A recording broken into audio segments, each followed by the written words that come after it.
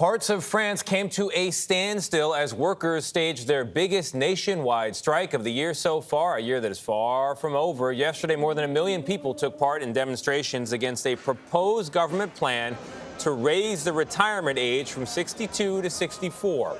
The protests were largely peaceful, but there were clashes with riot police in some cities. Elaine Cobbe is in Paris for us. Elaine, good morning.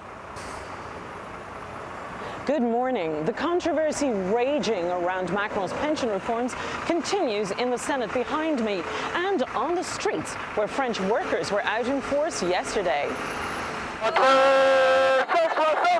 More than 1 million people marched in towns and cities across France to say no to President Macron's reforms that will see them working longer and retiring later. This public servant says she has been working since she was 17 and was first due to retire at 60, then 62, now it will be 64. She says it's not fair to change the age mid-career. The protests drew workers from all walks of life, a reminder how the changes will affect everyone who isn't already retired or about to retire this year. The atmosphere at the Paris march ranged from light-hearted to aggressive. There were some violent clashes in Paris on the sidelines of the marches with what police called radical elements that had nothing to do with the protest. The unions say they're pleased with the turnout at the marches across the country and with the numbers who went on strike in sectors from transport to education to energy.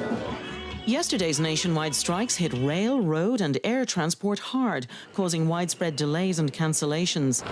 It led to blockades of ports and oil refineries and closed power plants, of concern to people already hit by an ongoing energy crisis.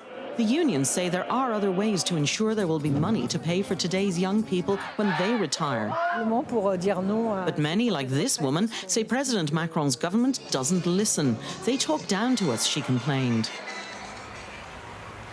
French women say they will lose more than most and protested again here today at the Senate.